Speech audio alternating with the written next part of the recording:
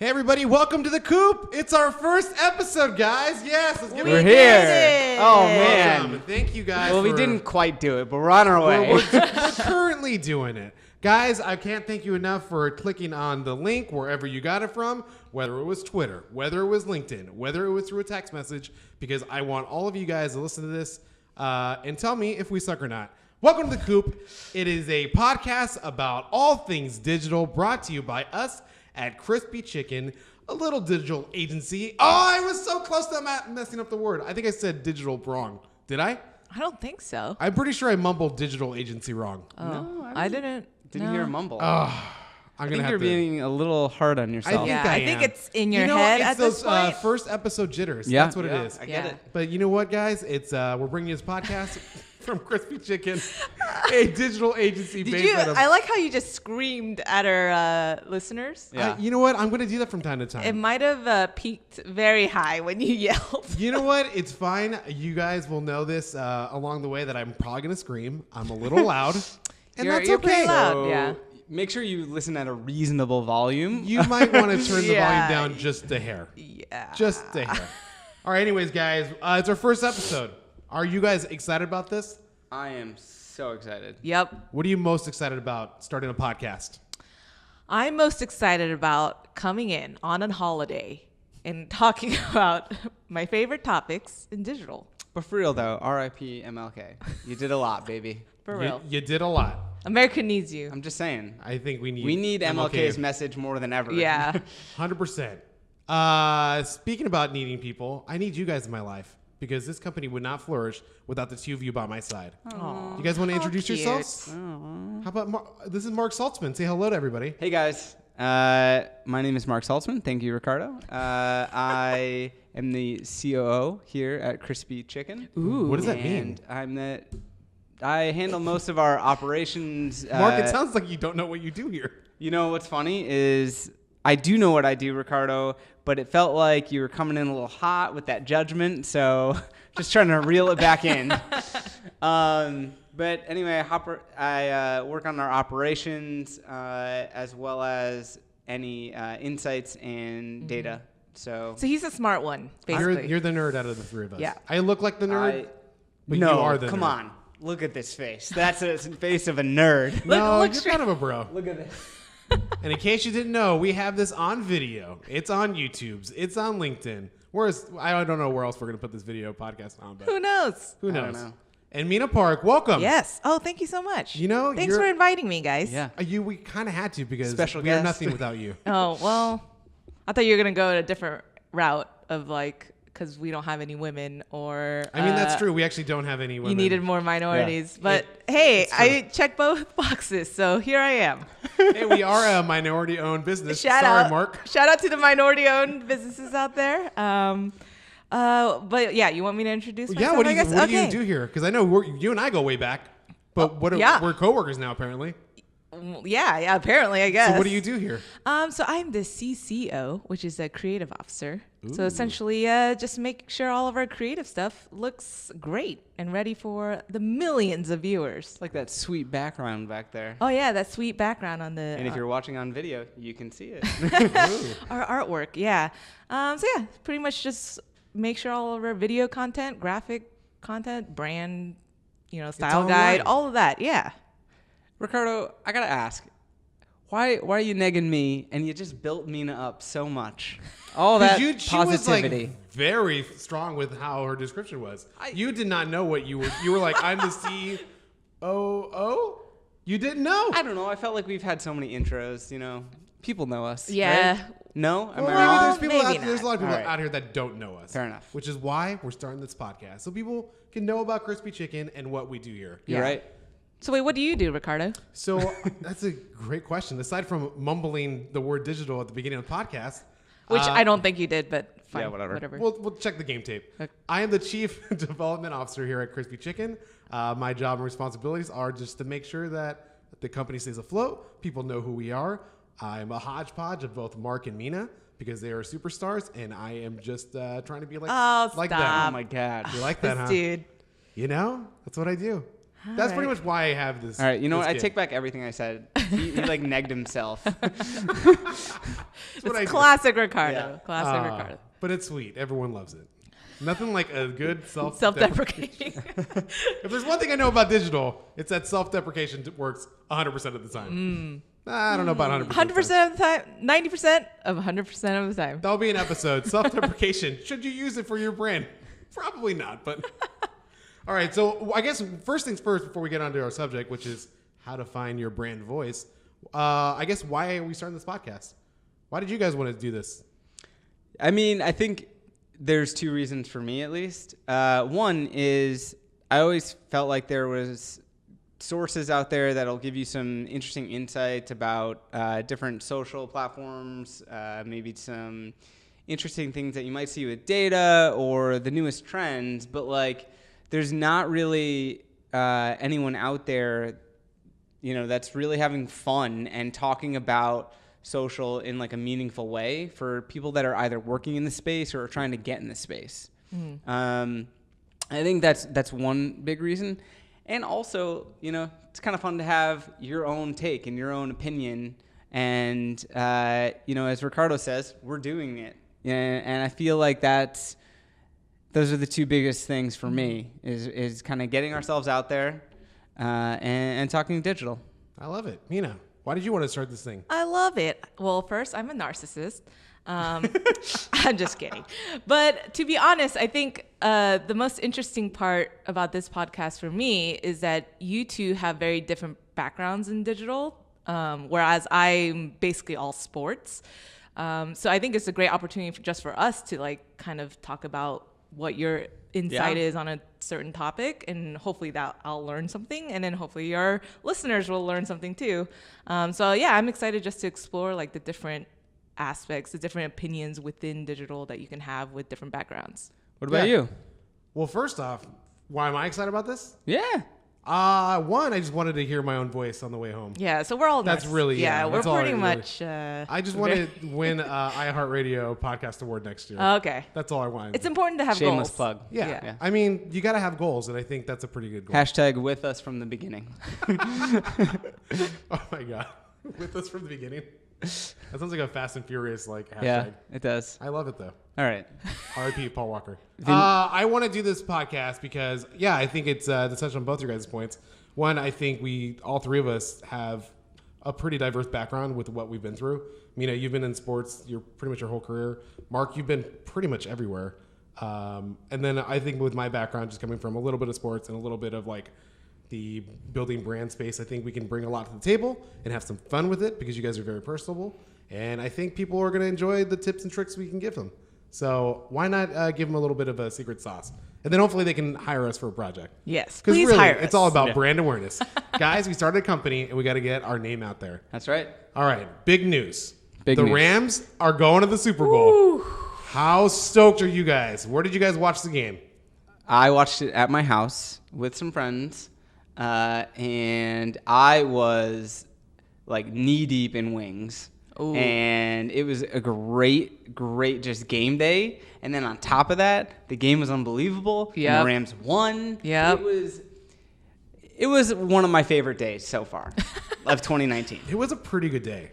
There's not that many days in 2019, but it's a good day. I'm not saying it's a high bar. I'm Yeah. just saying I think it's a good spot. Like, it's a bar. Yeah, it's a pretty good bar to set. Yeah. I mean, Mina and I watched it together. That was a good time. Yeah, we went to a bar because I wanted to watch it with like other people because I think it's a totally different experience when you watch it at home with like two people versus a group of like 30, 40 loud, drunk fans. Yep, high fiving. Yeah, that bumping, adrenaline. Let's go. Yeah, it feels like you're at the stadium a little bit. So yeah, it was a lot of fun, and it's not going to be fun watching them play the Patriots because Lord knows if the Patriots win another one, Oh my God. the world is going to fall apart. I do not want that to happen. Yeah. I'm so over the Patriots. Yeah, so hopefully everyone listening is going for the Rams solely because they do not like the Patriots. I was like, when I was on Twitter after the game, everybody was like rooting for the Chiefs. And then when the Patriots won, everyone was like tweeting about like, Going for the yeah, Rams. go for the Yeah. Rams. Like literally Yeah. the entire like country. I don't blame them. It's It's just- oversaturated. I feel like it's going to be interesting over the next like 2 weeks. You're going to see so many different like outlets have social polls. Who do you think's going to win? Yep. Or who do you want to win? And I wouldn't be surprised if 80% of those polls outside of New England are for the Rams. Right. Oh, 100%. Yeah. I think, it's kind of like the Yankees. And Mark, I know you're like a Yankee fan. Yeah, but, you know. everyone wants you guys to lose, and I think everyone wants the Pats to lose as well. Yep. But It's hey, fine. Did you guys see the Todd Gurley tweet or Instagram post? No. Yeah. I missed it. I Today. couldn't tell if that was real. I saw that blowing up everywhere yesterday, and I couldn't tell if it was a fake or real pic. Like I thought No, somebody it's obviously Photoshop. Well, it looks Oh, real. Ricardo. It No, looks no, no, real. no. You're really hurting our expert cred Oh, right now. come on. But it come looks on. real. It's definitely Mina, you're Photoshop. telling me that you in sports, did you Photoshop stuff to get engagement? Yeah. Why? There's a lot of Photoshops going on. Gotta get that People engagement. love That kills me. people love the memes. So you're telling or the me memes. he didn't the memes. Shout out Bryce Harper. You're telling me Todd Gurley did not exchange jerseys with the ref. And No, then it post is Photoshop. He posted it because he thought it was funny. Oh, And it is. upsetting. It is funny, and it's great that you can laugh at those kind of jokes. Yeah. Because obviously there was a huge controversial no call on that interference. Yeah. So like it's like everyone's talking about it, so might as well have fun. And Todd Gurley is like, screw it, like we're going to Super Bowl, but I could still laugh Yeah. at it. And Yeah. he posted it, and he got a ton of engagement. So good for him. You know, for the record, like, I'm not naive. That was definitely a penalty. Oh yeah. But I showed Ricardo a tweet earlier, and it was showing like moments from the game where Saints players were like stepping on Rams players' face Yeah. masks and Oh, yeah. stuff. That WWF No calls. move. A moment where Drew Brees clearly like there was a delay of game. Oh, like, Mina and the I were clock like was losing our 0. minds when that happened. Yeah. And I'm just saying, like, Everyone just wants to pick on the last moment that happens to be like, this cost us the game, rather than look at the Nah. whole game as a whole and just No. be like, no, there are a lot of moments where the Right. Saints could have like scored more points. It's not Right. just because of that one singular play, but everyone's just going to talk I about know. it. So whatever. sports. So you know what? But pulling it back to Todd Gurley and his awesome post, I feel like he, rather than just finding something that's funny, but he like really leaned into it. Yeah. And I feel like that's kind of something we talk a lot about in social, which is, look, don't go against the grain. Like, you'll get bowled over quite often. You make fun of it, have fun, and lean in. Yeah, I think that's social, right? Don't take yourself too seriously. Yeah. And if you're talking about self-deprecating humor, like, I don't think it's bad, like in that no. sense Yeah. too, right? Like, he can totally laugh at himself. He's a big name brand athlete. Like, he can make fun of himself. That's awesome to see. And I don't even think it's deprecating, right? Like, I think he's just making fun of a situation. Yeah. that He's trying to make light of a He wasn't even situation on the that- field, you know what I mean? It Yeah. wasn't his play or anything. So, Yeah. Yeah, it's kind of funny because does Kudos. he usually post stuff like that? I don't follow Todd Gurley. Or like, there's only a few athletes that I follow, and Todd Gurley doesn't strike me as somebody with like a big like social personality.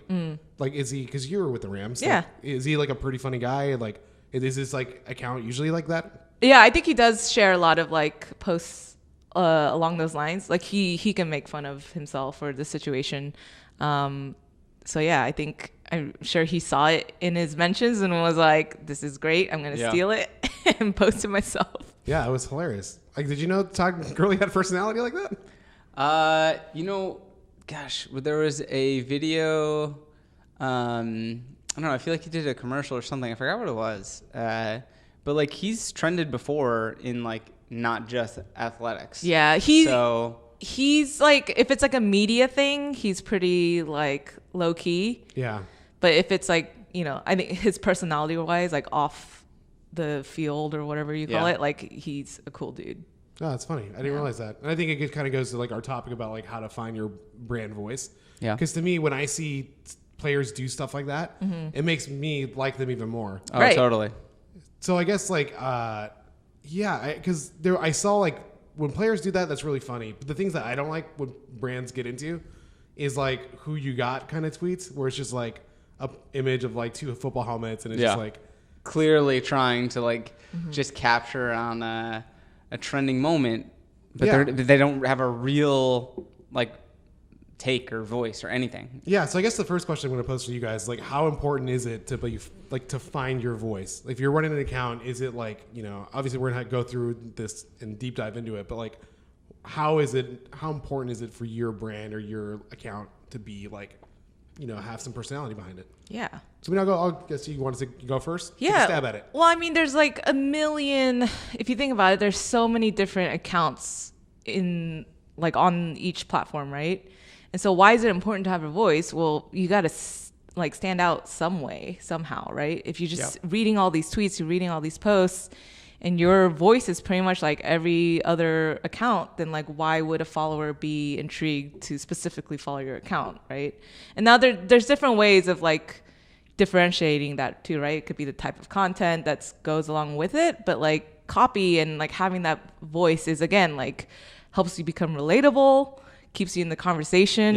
So yeah, it's definitely one of the most important things, or I guess part of the equation of what makes a successful social brand. I feel like, in my mind, it's probably the most important thing to like when you're like starting a social account, or you're thinking about doing it, or your brand who has like a clear history, right? Because there's plenty of companies out there that have been around for a really long time, but like they aren't really playing the game yet on social. Mm-hmm. And if you don't think of like what your voice is going to be, everything else is sort of lost, right? You could have plenty of resources for content. You could have great data scientists looking into stuff, but if you're unwilling to actually develop a voice so that you can hit your eventual goals, it doesn't matter. Mm-hmm.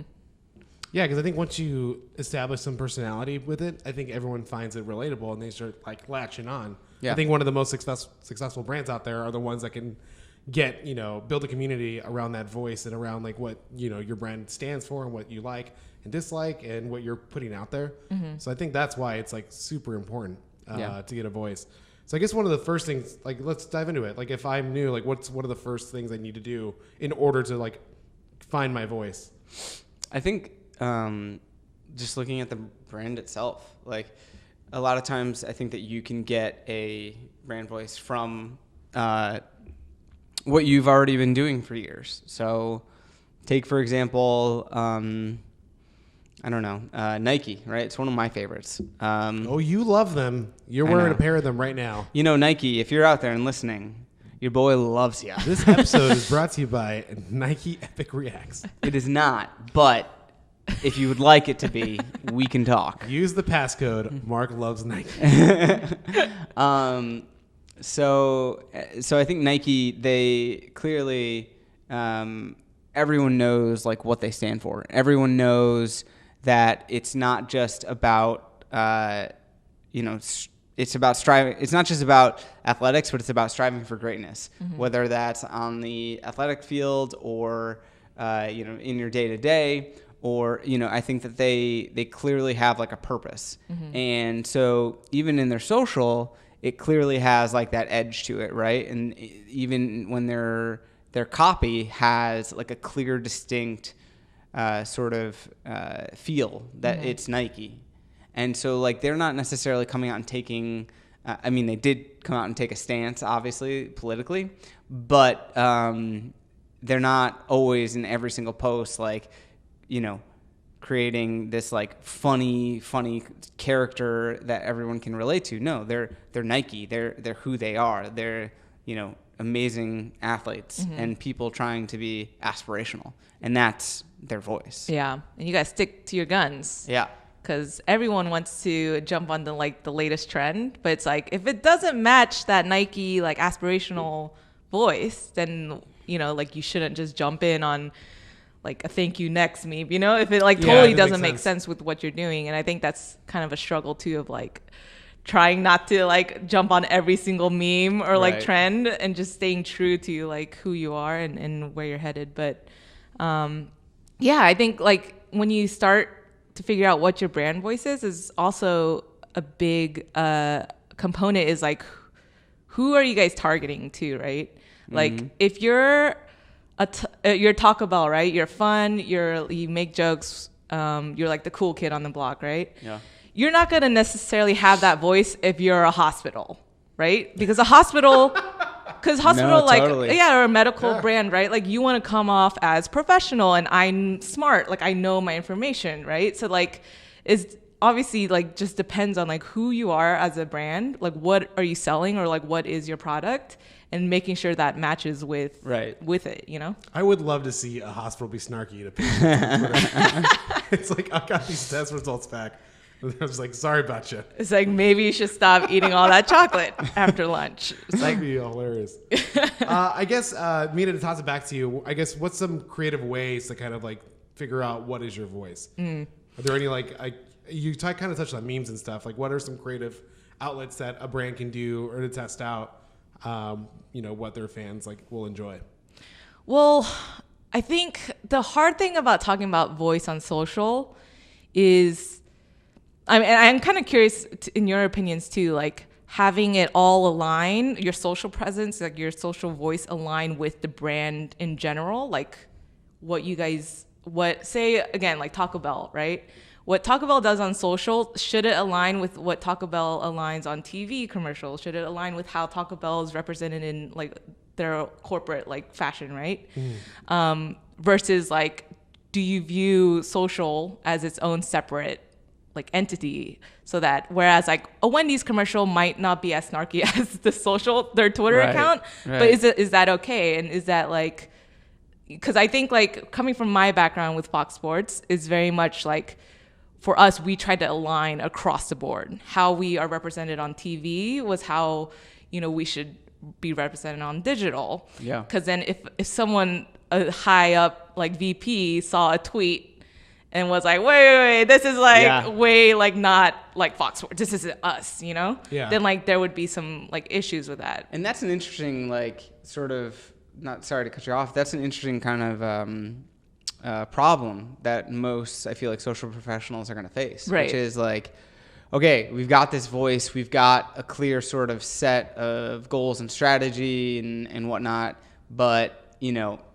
VP George is like pissed about, with one tweet when it's not going to make or break, the presence necessarily. It's like, how do you navigate that, right? Because I feel like that's always a tough one when there's like so many layers to go through. Yeah, a lot of cooks in the kitchen.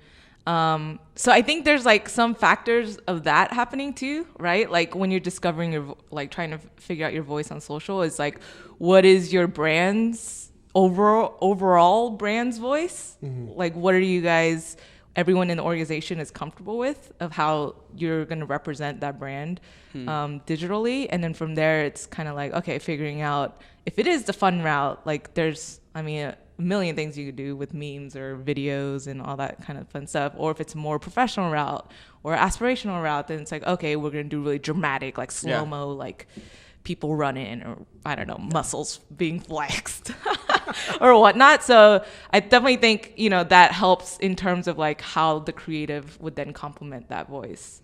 Yeah. And I think it's totally okay for a brand to be like snarky or funny or go the comedic route of things. And then maybe one piece of content or two, or like more dramatic piece, or more like it hits you right in the feels. Because I think the two do kind of go hand in hand. And I think there's like a lot of like, in the comedy world, there's a lot of great comedians that are hilarious, but are also very good like at kind of serious dramatic roles. And I think the same kind of applies to like social and that type of content. So I think the two can go hand in hand. I think when you start going everywhere and your voice is like all over the place, that's when it becomes an issue. But for the most part, I think if like, there's that, obviously the whole brand as a whole needs to be in one distinct voice. But I think it's okay to kind of like tread the water a little bit and try something new every once in a while. Yeah, it's interesting too. A brand, like, I think Mina brought it up, Taco Bell. Like, this is the third time we've mentioned Taco Bell. This podcast? Already. Oh. Because we're brought to you by Taco Bell. Check out the YouTube box for $5 you can get. So I think that they're a great example of a brand who like fully leaned in. I think that they were trying to like reach, a younger demo, obviously, and they were basically like, we're not highbrow. We're not above anything. And in doing that, they really allowed their digital team to kind of run wild and to be funny and snarky and do these things, right? And then on the flip side, because that aligned so well with the corporate and like what their goals were, now corporate is you can almost see where it's like coming back twofold, where like when I see a TV advertisement, like a lot of times the people on the Taco Bell commercials are very much like they're getting deals based on some of that snarkiness and some of that attitude that their digital presence helped build, right? So like the gaming community, for example, things like that, like, you know, oh, I am going to have all my buddies over to play some games. Well, I better get this, you know, Taco Bell box. Right. And so it totally just like fits right in with their overall goals and digital. Yeah. Yeah, I think Taco Bell did it right. I think they've like, if you're in the position to like figure out like a brand voice and looking at how, you know, other companies are doing it, I think them and Wendy's have really like just done a phenomenal job with figuring out who they are and what they're about. And now everyone is trying to replicate them.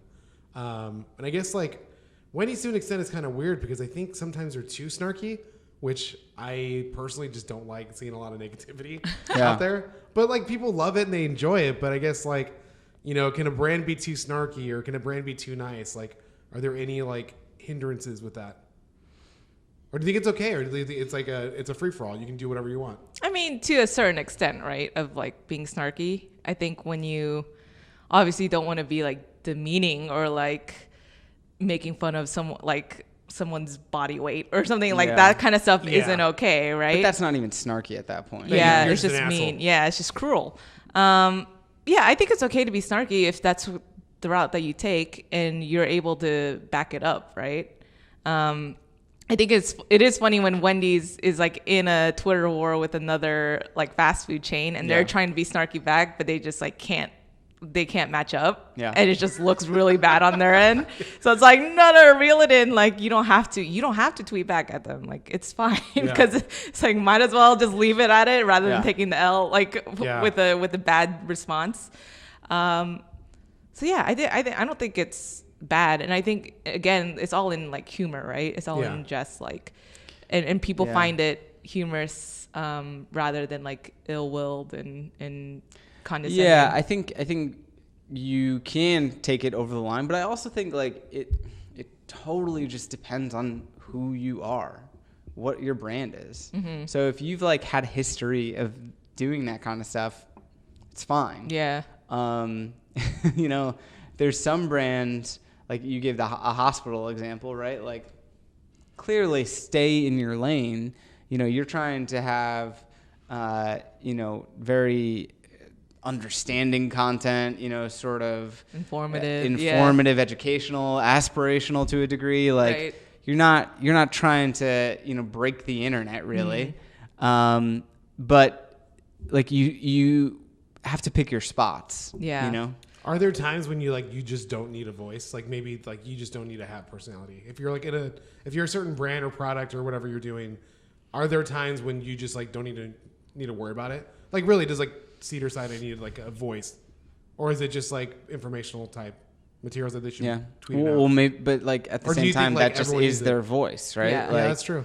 Like I think that what defines a voice, in my eyes, to an extent, is being consistent and making sure that like whatever that is, if it's educational like Cedar Sinai, or you know if you're Taco Bell or Nike, whatever. Exactly. Yeah. You're just what it is and you're sticking with it. Stay true to it. Yeah. I wanted to shout out Netflix actually, their Twitter account, because we're talking about negative like being snarky or whatever. Yeah. But Netflix has gone the positive route. Oh, I love what they've been doing. Right? Yeah. And phenomenal. Like during the Golden Globes, they're just like, I'm going to be the biggest film and TV fan out there. Mm-hmm. And so they were just like giving all these compliments about movies or shows that aren't even on Netflix. And everyone's like, what are you guys doing? Like it's on Hulu. And then they would respond and be like, yeah, you should check it out. Like they don't care. Like they don't care that it's on Hulu or whatever. They're just like, hey, my voice is, I'm a big fan of movies and TV. Yeah. So like, Right. I'm just gonna be a big fan and go What's all good out. is good. I Yeah, it was absolutely awesome. loved when they did that because I Yeah. remember seeing a tweet of like, I don't know if it was a Crown or somebody. It was like an Amazon show that won, and then Marvelous. maybe it was Marvel's Miss Maisel. Yeah. But like Netflix was like, this show is groundbreaking. It's amazing. Like it's a strong female lead. Like you guys need to be watching Yeah. this. And I was sitting back like, I love this. This is great. Like I watched that show and it's amazing. But it's cool to see that they were just like, I don't care about numbers. Whoever was behind that decision, that was Yeah. such a brilliant decision. Yeah. Because it shows that like, listen, we're big dogs. We know what we're doing. Like we still have our subscriber base, and we're not going to come in and be And that- snarky or jerks about everything. That definitely came as an organizational decision too. Yeah. Right? Like everyone signed off on that. And that's pretty cool to see that like they were like the higher ups were like, yeah, like let's do it. Cause I know like, I mean, back in my day of Fox, if we were like, go check it out, it's on ESPN. Right. Like they would be like, what are you What? doing? Yeah. Like point everyone back Yeah. to FS1 or Fox. So I know it's a very difficult decision for like higher ups to like be like, yeah, Yeah. let's like promote everyone. Like And who it cares? kind of like reminded me of like, I mean, I don't know if you guys play games a lot, but the cross-platform playing has been such a huge ordeal because it's like if I have Fortnite on Xbox, I want to be able to play against somebody on PS4 or Right. PC. So to me, like that has been like such a grind to get these publishers to like talk Yeah. to each other. So seeing and like get them to play games across platform. Yeah. So to see stuff like Netflix and that, like I really hope that sparks something within the community of everything because then it just makes it better for everybody. Yeah. Because it's like Fox is working with Marvel to make like Wolverine and X-Men movie or Spider-Man movies now. So it's like I hope that more well, people that's do that because digitally. they got bought. They got bought out, but still, it's It's a little bit a different. little different. But even before but- there was talks, but it was like I just like I want more of that. I want to see more brands be a little more collaboration. collaborative and like optimistic about things and not, there's a time and place to have snark because believe me, I love seeing that one day when Wendy's was roasting everybody. Yeah. Yeah. That was just so funny to me. But I kind of like this new wave of like being positive is cool. Yeah. And I really hope that goes somewhere. Well, yeah. I mean, I think if Wendy's is snarky 24/7, like to that extent, Right. then it's a fine line of becoming a bully. Yeah. Yeah. All right. So say we got our voice. We know what we're about. We're like ready to hit the ground running. We want to start tweeting things out, putting things on Instagram. What's like the best way to like get people to know who you guys are and what you're about? Is it to go against the big dogs like Wendy's and be like moon pie and tweet at them? Or is it like you have to blaze your own path? Like what's the best way to get exposure for your brand once you have your voice? Well, I think, Rome wasn't built in one day. yeah, I was going to say, like, also, if you're going to go after the big dogs, make sure you have some ammo in the chamber. Right. And so I think, like, it's a bit of the strategy behind it might lead to that showdown, and you might know that as the, director of the team or something like that, but you got to sort of plant the seeds a little bit. And I think to Mina's point, like, it's not going to happen overnight. Yeah. Yeah. I think it is like finding your own path, like making sure you have your own voice. And I think if you're starting off, like you say to a lot of our clients, like there's going to be a lot of testing, right? Yeah. Like it's going to take some time to really be like, this is our voice, right? This is like exactly who we are. So there's no need to like rush it at the beginning and go after these big dogs and think you can hang because it's like, It's not going to happen. yeah, because if you don't know fully inside and out what your brand is, what your brand voice is, then it's just going to fall, right? Or you're just going to look like all over the place and look like a hot mess. Yeah. So yeah, I would say definitely take your time, like, and figure out, like, do some testing, like, figure Yeah. out what your voice is going to be, and, like, have everyone on board. And then go for it. And so it's going to be a slow build for sure. I mean, even what you're listening to right now, like we are essentially experimenting with what our flow With is, it- what yeah. our voice is. This is the very first one. Uh, So I feel like Ariel in The Little Mermaid. I'm trying to find my voice. That's what I'm trying to figure out. Woof. Woof. Come on. That was a good one. The Uh, whole thing was about her losing her voice. I know. It's true. But That was a good reference. Hey. Mina, come on. yeah, it's a good one. See? all right, fine. Shout Vetoed. out. Shout out to the millennials listening to this. I'm sorry, I didn't mean to interrupt you. No, you're right though. That was good. I give you credit. See, I was just being snarky to be snarky, and look, it turned out to be me being negative. You know what I mean? Comes full circle. Mark, I do want to get your opinion on this because before we started rolling, we were talking about brands getting involved with like social activism and stuff. Do you think it's a good idea for brands to get involved? And like hot Nike, topic. it's kind of a hot topic. I mean, I think this is like a separate episode, to be honest. But quick thoughts on like, should brands who have established a voice get into social activism? It's kind of tough, right? I think every brand is different. I think some brands are probably more well equipped than others. I do not think that you should take a political stance on every topic out there.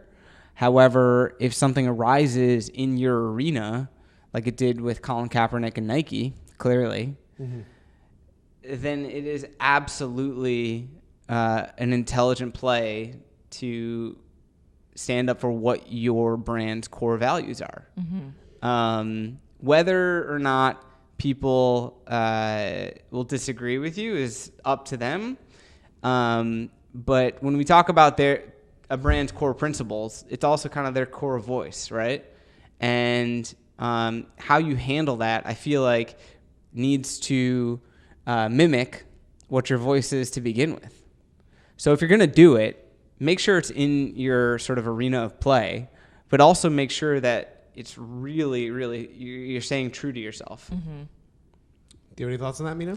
No, I agree on that. I mean, every day it feels like it's almost inevitable for like more and more brands to have to like make some sort of stance or like be, or they're just thrust into it by accident. Yeah, like I don't think it's I feel like it's not like necessary to have to like say something. Like I think if Nike didn't do anything with Colin, like I don't think anyone would be like, why isn't Nike doing like a thing or an ad around it, right?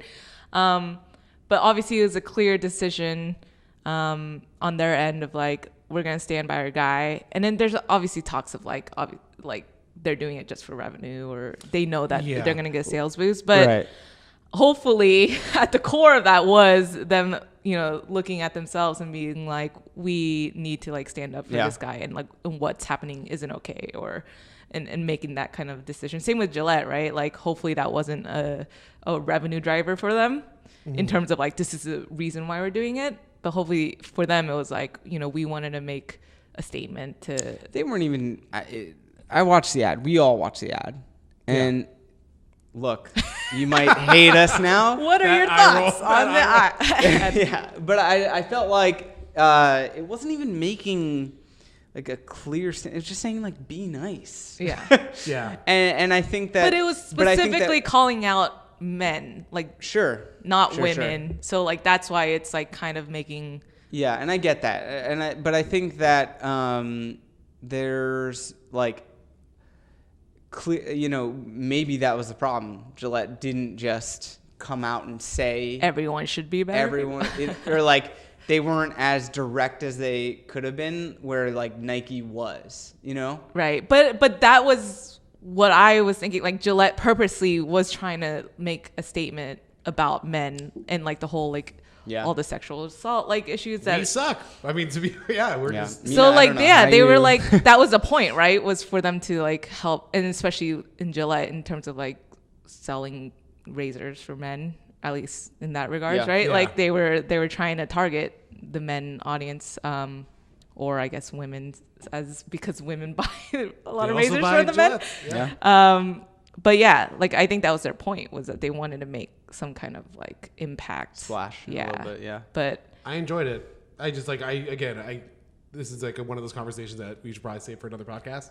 But I think like I was appreciative of what they did, and I don't think that ad was like super like negative towards dudes. It was like literally just be better as a human. So when brands get into that, it's just like you really got to figure out what is the map of like what's going to happen. Because before we wrap this up, say your brand gets into this thing, you do pick a side, whether it's like social activism, whether it's like picking the Patriots and rooting for them, Right. which you shouldn't if you're a brand vote for the Rams.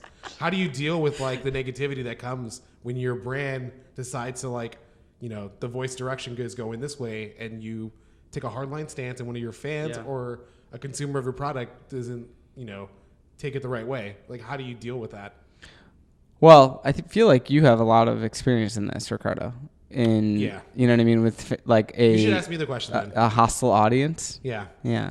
You want Why don't to you take this You want one? to just reverse the question to me then? Sure.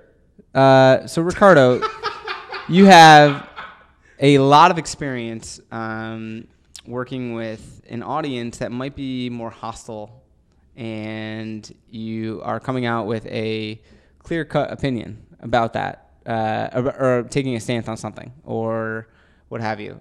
Do you think how do you handle that?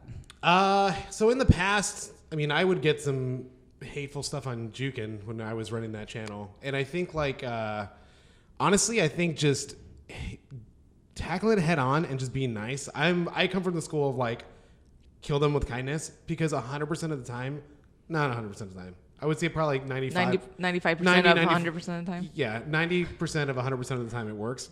It's an inside joke. Every time. It's just funny because like I feel like once you start talking to somebody who's like being a troll or just a jerk in general, they usually turn their story around as soon as you say something nice about them, or just be like, hey, sorry about that. Like, you know, this is the direction we did. By the way, like a lot of our comments were But YouTube. don't apologize. Right. Yeah. No, I don't. It's more so like we would. If you're not in the wrong, like there's no need for a brand to apologize. No, but I think it's more so in the sense of like, hey, listen, we're trying something new and this is why we're doing it. So like for instance, like prime example was Jukin Video never had a host on it before. There was no one in front of the camera. There was no one ever doing things. So that was on there for like 3 years, and then I came along, and then I like Luck of the Straw was the one that was like having to deal with the community and then also hosting stuff on camera. Mm-hmm. So I would get a ton of like hateful messages because they just wanted to watch videos and they didn't want to see my dumbass like do something corny or whatever. But as soon as like I, you know, saw those messages, instead of me being like, oh no, don't talk to the trolls, I would literally respond to every single person. And I wouldn't really apologize. It was more so like, hey man, like I'm the one talking to you guys every day. Like I just decided to like, this is the direction we're going to go. I hope you enjoy it. Like, I'd love to get to know you. By the way, I saw the videos you posted on your YouTube page. I'm not a big Minecraft guy, but I would love to give it a chance. And then you would usually switch. It takes a lot more work to go that route. Yeah. Which I think the easier approach is like, don't talk to the trolls. But for me, I like to tackle it head on because like usually they have some sort of issue of them having confidence or whatever, and you coming and being nice really like diffuses the situation. Well, because the internet's a curtain that they can hide behind to an extent, and I think being nice ultimately lifts that curtain. Now, of course, there's going to be some ding-dongs where you have to sort of lay the smack down a little bit. But what's funny is, because I've had that experience where, like, there's a guy who's like on numerous videos, just like always kind of being negative and negative and negative and like saying like really not nice things. And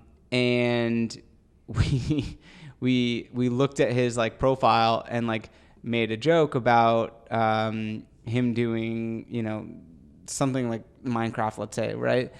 And it was like harmless enough, you know what I mean, where it wasn't like overtly like bullying, right? But at the same time, it was like funny enough where people in our audience started to like rally behind us, right? And then this person then like retracted their statement, and we just ended it with like fist bump memes, and like that was it, you know? So I think it's like, it's to your point, it's like totally try to be nice, do like your absolute best to kind of diffuse the situation. And particularly if you're a company that has the resources for a community manager, like this is, you know, that's what they're there for. Yeah. But then every now and then, like if your brand is the type of brand to have a little spice to it, you know, bring it on. But if they're being racist or homophobic, I would usually ban them. Ban them. They get the ban. All right, let's wrap this thing up, guys. Do you have any final tips for everyone listening on how to establish a brand voice? What is the one thing that they should do? Mark, I'm gonna put you on the spot. I think that you should get into a room and outline everything on a whiteboard, and that includes a voice. So here's the voice we want to start with. Here's where we want to take it in 3 months. These are the types of content that we're going to use to demonstrate our voice. And here's how we're going to engage with the community and comment back to them in these types of scenarios that we just mentioned. And really have like a plan. I feel like the biggest mistake I see across brands is like being wishy-washy about a plan. It didn't work in a week. Well, I guess that's it. Nah, just keep trying. Yeah. I like that. That's a big tip, Mark. Keep trying. I like that. Keep trying. Just go for it. Go for the gold. 2019. Keep trying. Keep trying. Mina, how does Ariel find her voice? Well, she's I don't know why I don't like there. that analogy. Like, because you're a Frozen guy now, It's right? because you And didn't a like that Moana. Gillette commercial. You know it's, what? it's all about the new Disney. I'm a Coco guy. I Oh, love Coco. Coco. Coco is great. All right. Coco is a perfect movie. Fight me on it. What are we gonna say? Oh, basically, yeah, I agree with everything that Mark said. I think just as much as you have content meetings, like you should have like your brand voice meetings, right? Yeah. And then just making sure everything's aligned. And I think too, like copywriting is a very big area in social that probably is overlooked oftentimes. It's like, oh, what's the piece of content that we're putting, right? Yeah. What's the graphic? But copy can get you Totally. really far, right? 100%. Yeah, so I think it's just as important to have those meetings and to plan, like you said. That's my advice. I agree with Mark. And lastly, because I think we've Mark, talked you're only about allowed this. one tip. No, They have no. to Yeah, hire you're us done. You're for the done. rest of them. All right. No, go ahead. I'm just kidding. Go ahead, Mark. No, but like I know we come from the space of being resource strapped. So like a lot of Right. this can sound great if you have all the resources in the world, but if you're like solo dolo trying to make it for a company, really like you can still have a plan, you can still like have a voice, just keep trying. Yeah, Keep and at as, it. As someone who has been in the spot where it's like it was just you, like, and that's it Yeah. on the team, I would highly recommend engaging with your community as much as you can, because I think one, copywriting is such a great. huge Yeah. asset, but two, I think also like just responding to people that are either all about your brand or your product or whatever you're promoting. Talking to them will help you just develop that brand voice, because it's all repetition. Yep. And once you start knowing, like, all right, this is who I am, and you have the strategy down that Mark touched on, I think that's really going to help you go like even further, Because you're making that human connection. Yeah, you're making a human connection. And that, honestly, that at the end of the day, that's all what this is. It's like you want to make sure you're relatable, you have some personality behind it, and people know that you're there. I think the one thing that always gets overlooked as well as copy is like just general community management. Like people need to know that there is someone behind the keyboard and listening to them when they either give you a compliment or say, hey, this thing didn't work out. They want to know that they're heard, and I think that goes a long ways. That being Absolutely. said, we're going to wrap up this episode, guys. We made it. Our first episode Wow. is We done. did it. Congrats Yes. to us. If you guys need help with developing your brand voice, along with consulting, digital production, content creation, please hit us up at Crispy Chicken Co. on Twitter, on Instagram. You can go to our website at www.crispychicken.co. Where else can they reach us at, Mina? Facebook.com. Facebook.com. Are we on LinkedIn. Friendster? I didn't know Friendster's still a thing. Probably not. You can hit us up on Spotify now. We're on Spotify. Shout We're waiting to out get approved Spotify. by Apple. We're on Come on, podcast. Apple. Also, make sure that you subscribe to our podcast, give us a nice comment. All the That plugs. community management, we will be sure to comment back to you.